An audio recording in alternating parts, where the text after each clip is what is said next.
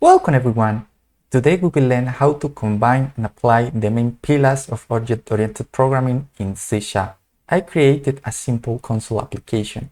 Let's start with inheritance, which creates a parent-child relationship between classes. Create a parent class called base class, define a property with a default value, and a method called base action, which prints the value property by a console. Remember, properties and methods are known as members.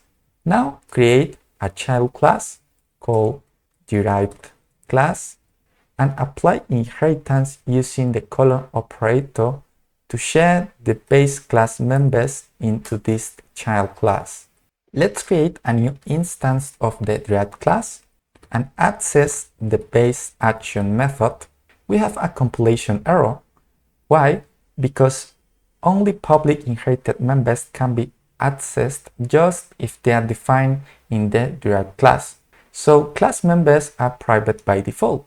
So change the access level of the base action as public to access this method from the derived class. Here comes encapsulation, which is the second pillar of object-oriented programming that basically groups data and functions within a single class to protect them from external usage. So if I change the value property as private, we cannot access this member from the derived class, just public inherited members.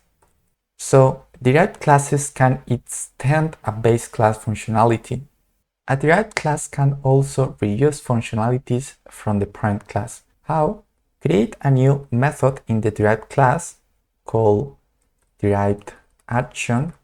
Let's modify the access level from the value property as public to access from the derived class and set a new value, and then call the base action method from the parent class. Call the derived action in the first line and run the console application. We're printing the new value defined in the derived class because we're reusing the base action method. Modify the base action member visibility as protected, which is another C# access modifier. Protected members are only visible in derived classes. So if we try to access the base action from the new instance of the derived class, it will throw a compilation error, because remember that only public inherited members can be accessed just if they are defined in the derived class.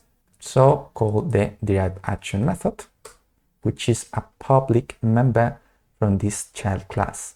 There's one way to access private class members from a derived class by nesting it to the parent class. So let's modify the visibility of the base action member as private and then move this derived class inside the base class, and now we can access the private class member because the derived class is nested into the parent class. So now we need to change the syntax to access the nested derived class by calling base class.derived class and then invoking the base action method. Test the application and we have the same result. Derived classes can also modify a base class functionality. How? When a base class declares a method as virtual, derived classes can override the method with its own implementation. So move this derived class outside the base class. We cannot access the base action because it's private. Let's mark it as public and then override the base action method in the derived class. So call override and then invoke the base action and add a custom implementation in the derived class. So let's print via console a new value and then change the syntax in the first line because we will create a new instance of the derived class and call the base action method, which is overwritten in the derived class. Let's run the application. And we're creating a custom implementation in the derived class based on the parent class member. Now add a second derived class and override the base action method. Let's change the name and print another message via console. We're applying polymorphism, which is the third pillar of object-oriented programming, which implements different behaviors from a standard class. While multiple shades can be used, the main object, which is the base class, remains constant. So create a new instance of the second derived class and invoke the base action method, test the application, and we have different implementations or different behaviors from the same standard class. With virtual methods in the base class, it's optional to override them in the derived classes. So let's comment the second method from the derived class and test the application again. It will invoke the base action implementation. So run the console. The second message prints the value property from the base class. If a base class declares a method as abstract, the method must be implemented in all derived classes.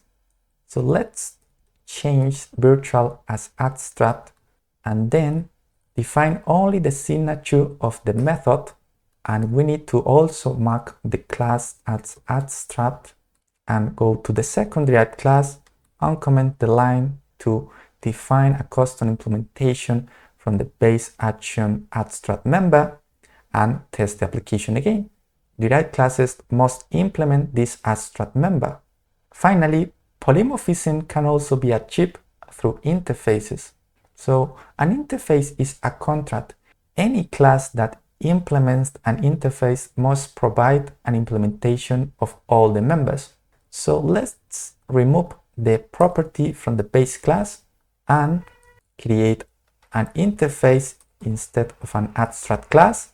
Change the name by keeping the convention to create an interface, and then remove the abstract keyword and implement this base action method, which is the unique member from this interface in the derived classes.